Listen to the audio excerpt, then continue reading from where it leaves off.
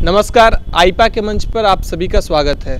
आईपा यानी कि all India progressive politics association एक ऐसा संगठन जो देश में प्रगतिशील राजनीति की बात करता है, जो जाति, धर्म, व्यक्ति विशेष की राजनीति को दरकिनार करते हुए समाज कल्याण और जन सरोकार के मुद्दों की बात करता है। आज इसी कड़ी में हमारे साथ इलाहाबाद दक्षिण के पूर्व विधायक हाजी परवेज जी मौजूद हैं, जिनसे हम बातचीत करेंगे कि आगामी चुनाव में वो किन मुद्दों को लेकर उतरेंगे और एक प्रगतिशील समाज में वास्तविक में किन मुद्दों की राजनीति होनी चाहिए। सर, बहुत बहुत स्वागत है आपको आईपा के मंच। देखिए, आज जो 5 साल 4.5 साल हो गए हैं भाजपा की सरकार को उत्तर प्रदेश में, और भाजपा सिर्फ जात पात की बात करती है, मंदिर मस्जिद की बात करती है, मुसलमान हिंदू की बात करती है, लेकिन कोई विकास का काम हमारे इलाहाबाद ज़िले में नहीं हुआ। और इससे पहले माननीय हमारे राष्ट्रीय अध्यक्ष भाई अखिलेश यादव जी जब मुख्यमंत्री थे 2012 से 2017 तक, उस वक्त हम भी विधायक थे यहाँ से, इलाहाबाद दक्षिण से, इलाहाबाद दक्षिणी से। तो इलाहाबाद दक्षिणी में आप सर्वे करके जाइए, पता करिए, और इलाहाबाद पूरे ज़िले के अंदर जो विकास माननीय राष्ट्रीय अध्यक्ष अखिलेश यादव समाजवादी पार्टी ने किया था, तो उसके बाद से अभी जो हमारा विकास किया हुआ था, अब उस पर भी जो है वो पत्थर लगा दे रहे हैं। अभी आज भी लगा दे रहे हैं पत्थर। तो इन्होंने काम तो कहीं नहीं किया, आप इसका जाके सर्वे पूरा कर लीजिए। तो जब काम नहीं किया, कभी ये शिक्षा, स्वास्थ्य की बात नहीं करते, किसी बेरोजगार की बात नहीं करते, समझे। इनके पास कोई मुद्दा है नहीं ना कि बेरोजगारी, शिक्षा, स्वास्थ्य की बात करें। इनके पास सिर्फ वही हिंदू मुसलमान, मंदिर मस्जिद का सिर्फ मुद्दा बचा है। उसी मुद्दे भी चुनाव पे आ रहे हैं, लेकिन जनता समझ गई है, जनता पूरी तरीके से समझ गई है, और इनको पूरी तरीके से जनता जवाब भी देने जा रही है। और जवाब इस तरह से देने जा रही है कि कभी सोच भी नहीं सकते कि हमारी उत्तर प्रदेश में इतनी बुरी हार होगी। आज की तारीख में आप सर्वे कर लो, 350 कम से कम हम लोग सीट पाने जा रहे हैं, इससे कम सीट नहीं पाने जा रहे। और हमारे नेता माननीय राष्ट्रीय अध्यक्ष जी दोबारा मुख्यमंत्री बनने जा रहे हैं। सर, चुनाव की सरगर्मी तो तेज हो ही चुकी है, एक तरफ कोरोना का डर भी सताने लगा है, तीसरी लहर या यूँ कहें कि ओमिक्रॉन पूरे भारत में फिर से अपना कब्जा जमा रहा है। पिछले दिनों ही 35,000 समथिंग केस आए हैं। सर, ऐसे में एक आम इंसान होने के नाते आपका क्या मतलब ऐसा कहना है कि सरकार को ये चुनाव करवाना चाहिए, चुनाव आयोग को ये चीज़ देखना चाहिए? देखिए, चुनाव तो सरकार ने कहीं नहीं रोका, हर जगह चुनाव कराया। जहाँ भी कोरोना था, समझे, वहाँ चुनाव कराया। चुनाव कराना चाहिए, चुनाव कराना चाहिए, लेकिन अपने को बचा के, जो वोटर हैं, जो लोग हैं, जो सपोर्टर हैं, उनको भी अपने को बचा के इस चुनाव को कराना चाहिए। चुनाव रोकने का तो कोई मकसद है नहीं। हमारे ख्याल से आचार संहिता भी लग जाएगी 2-3 दिन 4 दिन में, और उसके बाद डेट भी आ जाएगी। चुनाव होना चाहिए, लेकिन ये है कि अपने को बचा के किस तरह से वोटर कितनी गैपिंग में वोट करे, कितने टाइम तक वोटिंग टाइम बढ़ा देना चाहिए, बढ़ा के गैप करा के वोटिंग करा देना चाहिए। चुनाव का माहौल है, चुनाव होना चाहिए। ये लोग तो जो चाहते हैं वो करा ही लेते हैं, इनको कहने न कहने से हम लोग क्या फर्क पड़ता है। वो चाहेंगे तो करा लेंगे, नहीं चाहेंगे तो नहीं कराएंगे, तो उनके हाथ में है जी। वर्तमान की राजनीति में आप भारत के सरकारी संस्थानों को कैसे देखते हैं? क्या वो स्वतंत्र होकर, निष्पक्ष होकर फैसले ले रहे हैं? आप चुनाव आयोग की बात कर लें या हमारी न्यायपालिका की बात कर लें, हर आयोग की बात करें तो। अच्छा, आप भी बताइए, आप इलेक्ट्रॉनिक मीडिया के लोग हैं, आप बताओ कि कोई डिपार्टमेंट निष्पक्ष काम कर रहा है? अगर ये मालूम हो जाता है कि समाजवादी पार्टी का विधायक है या समाजवादी पार्टी का नेता है, एक भी काम हमारा 5 साल के अंदर, हमने जिन भी अधिकारियों को कहा है कि हमारा ये काम कर दीजिए, कोई सिंगल काम नहीं किया गया। तो हम कैसे मान लें कि निष्पक्ष काम कर रहे हैं? जैसे उनको ऊपर से आदेश मिल गया हो कि आप किसी भी समाजवादी पार्टी के किसी नेता का, किसी कार्यकर्ता को आपको काम करना ही नहीं है, लेकिन उसका फ़ायदा हम उठाने जा रहे हैं। इस चुनाव में उसका फ़ायदा हम उठाएंगे। हमको कहने की ज़रूरत नहीं पड़ी, जनता को ये सारी बातें मालूम है। सर, आप जनता की बात कर रहे हैं, जनता के विकास के, जनता की सर्वगीण विकास के लिए मुद्दे क्या होने चाहिए राजनीति में? जाति, धर्म, सियासत या फिर रोजगार, शिक्षा, स्वास्थ्य? देखिए, पहले तो रोजगार, शिक्षा, स्वास्थ्य है जो हमारे माननीय राष्ट्रीय अध्यक्ष अखिलेश यादव ने 2012 से और 2017 से करके दिखा दिया है, समझिए। तो हमारा मुद्दा तो मेन वही है। हमारी समाजवादी पार्टी जात पात की तो कोई बात ही नहीं करती, आम जनता की बात करती है, आम लोगों की बात करती है, ना कोई जात की बात करती है ना। और इनके पास तो एक ही काम है, और हमारे नेता ने तो करके काम 12 से 17 तक दिखा दिया कि हाँ, इस तरह से प्रदेश चलाया जाता है। जनता बदलाव चाह रही है, बदलाव में एक अहम भूमिका युवाओं का होता है। युवाओं को आप राजनीति में कैसे देखते हैं कि युवाओं को भागीदारी निभानी चाहिए राजनीति में? देखिए, राजनीति में युवाओं को इसलिए भागीदारी निभाना चाहिए कि आज आप देख लो, युवाओं का ये हाल हो गया है कि बड़े पढ़े लिखे लड़के आज 10-10, 5-5 हज़ार की नौकरी के लिए भटक रहे हैं। उनके पास कोई रोज़गार नहीं है, कोई काम नहीं है, वो डिप्रेशन के शिकार हो गए हैं, समझे। हमारे तमाम जानने वाले, हमारे रिश्तेदारों में, अजीजदारों में, हमारे मिलने जुलने वालों में तमाम बच्चे परेशान हाल हैं।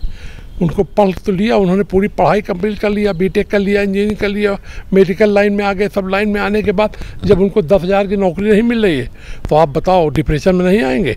आज नौजवान युवा डिप्रेशन में है, और आज की तारीख में जो राजनीति में नहीं आना चाहता था वो भी नौजवान आके राजनीति में माननीय अखिलेश यादव जी के साथ, माननीय समाजवादी पार्टी के साथ और हम लोगों के साथ जी जान से लग के और कह रहा है कि हम सरकार उत्तर प्रदेश में बनाएंगे और माननीय राष्ट्रीय अध्यक्ष अखिलेश यादव को पुनः मुख्यमंत्री बनाने का काम करेंगे। इस बार का माहौल क्या लग रहा है सर? क्या उत्तर प्रदेश के युवा अखिलेश यादव या फिर आपकी पार्टी को पूरा पूर्ण समर्थन देने के लिए तैयार है? पूरी 100% समर्थन देने को तैयार है। सर, एक उत्तर प्रदेश विधानसभा चुनाव से इतर होकर एक सवाल आपसे कर रहा हूँ कि सर, ऐसा क्या हो गया हमारे देश में कि 14 के बाद से हमारे देश में जब भी चुनाव होते हैं, स्थानीय मुद्दे, लोकल मुद्दे को हटा के धर्म पे, राजनीति पे, हिंदुत्व पे, ऐसा क्या बदलाव हो गया हमारे देश में सर कि हर चुनाव राजनीति जो हो रही है वो मजहब पे चली जा रही है? देखिए, हम ये भोले लोग हैं, समझे, और हमारी हिंदुस्तान की भी जनता भोली है, ऐसा नहीं है। और जो हर आदमी तो पढ़ा लिखा तबका तो है नहीं, कमज़ोर तबका भी है, बगैर पढ़ा लिखा तबका भी है। तो लोगों को सिर्फ बहला के और फुसला के वोट लेने का काम करते हैं, और सिवाय झूठ के प्रधानमंत्री से लेके और नीचे वार्ड इनके अध्यक्ष तक आप पता नहीं कौन सी कैप्सूल खाते हैं, हमको पता नहीं कौन सी इनकी कैप्सूल है, कौन सी दवा है, तो जैसे ही खाते हैं और पटापट इनका झूठ शुरू हो जाता है बोलना। आप पूरा उठा के देख लो, बड़े नेता से लेके छोटा से छोटा नेता सिवाय झूठ के कोई बात ही नहीं करता। हम लोग यहाँ पे थे तो हम अपनी सरकार में हमने यहाँ एक हॉस्पिटल, डफरीन हॉस्पिटल में बच्चों का 40 बेड का हमने जो है वो बच्चों को जो है जॉइंटिस हो जाती है तो बच्चे यहाँ कहीं नहीं था, बड़ी दिक्कतें होती थी उनको ले जाने के लिए रास्ते में, वो हमने कराया। माननीय राष्ट्रीय अध्यक्ष जी, बहुत बड़ा हॉस्पिटल में हमने कई बिल्डिंगें वहाँ बनवाई, अल्ट्रासाउंड लगवाया हमने खुद वहाँ। तो इस तरह का काम कभी यहाँ पर एक भी काम नहीं हुआ पूरी विधानसभा के अंदर। तो अब भोले लोग हैं, भोले लोगों को आप उनको बता देते हो ले आके हिंदू मुसलमान फला, लेकिन हम आपको बताना चाहते हैं कि हमारे ही क्षेत्र में हम अपनी बात करना चाहते हैं कि जब 2012 में हम चुनाव लड़े तो यहाँ का हम कुछ भी नहीं थे। उस वक्त हम एक छोटे से अदना से समाजवादी पार्टी के कार्यकर्ता थे, लेकिन जो हमसे चुनाव लड़ रहे थे वो हमारे माननीय चाचा केसरीनाथ त्रिपाठी जी, और जो हमसे चुनाव हारने के बाद फिर गवर्नर हो गए थे, और यहाँ पर नंद गोपाल नंदी जी कैबिनेट के मंत्री थे उस वक्त बहुजन समाज पार्टी से, और जितेंद्र नाथ जी भाई हमारे जितेंद्र नाथ सिंह कांग्रेस से यहाँ पर मेयर थे। ये तीनों लोग हमसे चुनाव लड़ रहे थे, लेकिन उस वक्त जनता ने हमको पसंद किया और हमको विधायक बना दिया। और बनाने के बाद उस वक्त हमको हिंदू समाज का वोट तो अब तो मालूम ही जाता है कितना कहाँ से क्या मिला, 6-7 हज़ार वोट मिला रहा होगा। इसलिए कि उस वक्त भी इन लोगों ने तमाम लोगों को बहलाने की, तमाम हमारे तरह की बात हमारे खिलाफ करने का काम किया। तो वोट हमारे हिंदू समाज के भाइयों ने दिया हमको, लेकिन कम वोट दिया। लेकिन जब 2017 में हम चुनाव में आए तो इतना खराब माहौल पूरे उत्तर प्रदेश में इन लोगों ने बना दिया था, उसके बावजूद हमको हिंदू समाज के लोगों ने 17-18 हज़ार वोट दिया। सर, आप फिर से चुनाव में उतर रहे हैं, सर आपके अहम मुद्दे क्या होंगे इस चुनाव के? किन मुद्दों को लेके आप इलाहाबाद दक्षिण विधानसभा के जनता के बीच जाएंगे और उनको समझाएंगे कि आप हमें वोट करें, हम आपको ये चीज़ देंगे? देखिए, इलाहाबाद, आपने शहर दक्षिणी की आप बात कर रहे हैं, तो जनता के बीच में अभी तक तो हमको समझाने की ज़रूरत पड़ी नहीं कहीं कि हम किस मुद्दे पे आए हैं और किस मुद्दे पे जो है। आपके मुद्दे क्या होंगे? हमारे मुद्दे हम जनता ने देख लिया। 2012 से 2017 तक हमने विकास की लहर बढ़ा दिया संसद चली के अंदर। आज तो आप चिल्ला रही पूरी जनता कि हमको हाजी परवेज चाहिए, जातवाद नहीं चाहिए, जात पात का आदमी ही नहीं चाहिए हमको। हमने तो विकास किया था, कोई बात नहीं करता भी, कहता सिर्फ एक आदमी हमारा जीतेगा तो हमारी विधानसभा के अंदर हमारा विकास होगा। आज 4.5 साल हो गया, बीत गया। कैबिनेट मंत्री जी हमारे लखनऊ में रहते हैं, आते ही नहीं यहाँ कहीं, पूरे क्षेत्र के अंदर नहीं गए। अब चुनाव आया है तो अभी शायद हफ्ते में 1 आध दिन आने लगी, उनकी गाड़ी दिखाई पड़ने लगी है। तो जनता तो कह रही है कि हमारा नेता हाजी परवेज कैसा होना चाहिए। सर, आईपा की टीम, हम लोग आईपा संगठन से हैं, हम लोग नोएडा से इलाहाबाद आए हैं, इलाहाबाद के ग्राउंड पे घूम रहे हैं, लोगों से बातचीत कर रहे हैं, जान रहे हैं कि इस सरकार ने कितना विकास किया, पिछले सरकार ने कितना विकास किया था। अब यहाँ आए तो सर आपके बारे में हम जाने। सर एक पर्सनल सवाल, आपके नाम के पीछे टंकी क्यों लगा है? सर देखिए ऐसा है कि यहाँ पर हमारे नाम के कई लोग थे, तो उसमें बड़ी दिक्कतें होती थी लोगों को। तो उसमें लोगों ने, हमारा पेट्रोल पंप था और पेट्रोल पंप हमारा ऐसा था कि आपको बतावें कि वो इलाहाबाद शहर का सबसे पहला पेट्रोल पंप हमारा था, जब इलाहाबाद आज़ादी के पहले का, 47 से पहले, 47 से पहले का, सन 43 का पेट्रोल पंप हमारा था, समझे। तो आज पहला पेट्रोल पंप था, इलाहाबाद में कोई पेट्रोल पंप नहीं था। तो अब एक हमारे दादा बाबा का नाम उसी तरह से चला आता था कि जहाँ ज़रूरत पड़ती थी लोग टंकी लगा देते थे, लेकिन उन लोग सब कारोबारी लोग थे, कभी राजनीति से कोई मतलब नहीं रखे। लेकिन जब हमारा टंकी लगाए तो हमको बड़ा बुरा लगता था।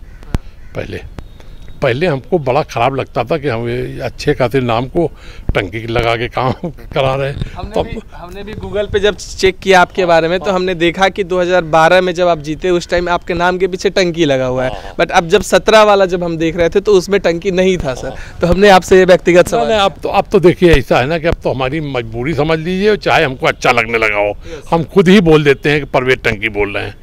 हाँ, अब हम खुद बात करते हैं तो हम कह देते हैं कि हाँ परवेज टंकी बोल रहे हैं। अब ऐसा है ना कि उसमें अब माननीय हमारे राष्ट्रीय अध्यक्ष जी, समझे, वो सीधा टंकी करके बुलाते हैं, समझे। वो तो अब हमारे नेता ने जब हमको अब टंकी कह दिया तो हम टंकी हो ही गए। सर आखिरी सवाल, 22 चुनाव में अब महज कुछ महीने ही बचे हैं, क्या लगता है एक बार फिर से यूपी की जनता, इलाहाबाद की जनता समाजवादी पार्टी पे, आप पे कितना प्यार जताने वाली? देखिए, समाजवादी पार्टी में हमेशा प्यार मिला है, हमेशा समाजवादी पार्टी में कभी आप ये देख लीजिए कभी जात पात की कोई बात नहीं की गई, न जात पात की बात करते हैं, न गरीब और मजलूम बात करते हैं, गरीब मजलूम की बात करते हैं। कभी हमारे यहाँ अगर बहुत बड़ा आदमी है, करोड़पति है, अरबपति है, समझे, बहुत बड़ा रईस आदमी है, और हमारे माननीय राष्ट्रीय अध्यक्ष जी के पास चला जाए तो राष्ट्रीय अध्यक्ष जी उसको ही वहीं बैठा लेंगे और एक छोटे से कार्यकर्ता को ही वहीं बैठाते हैं। सर हमारा जो ऑर्गेनाइजेशन है आईपा, इसका मतलब है all India progressive politics association. हम सर उन तबकों के बीच जाते हैं जिनकी आवाज़ सरकार नहीं सुनती है, उनकी समस्याओं को उजागर करते हैं, सबके पास पेश करते हैं। सर आप इस मुहिम को कैसे देखते हैं? नहीं, बहुत अच्छा काम है, आपका काम सराहनीय है, और इसमें जो काम आप कर रहे हैं हमारी दुआ आपके साथ है, पूरी तरीके से बड़ी मजबूती से, समझे, आप इस काम को करिए।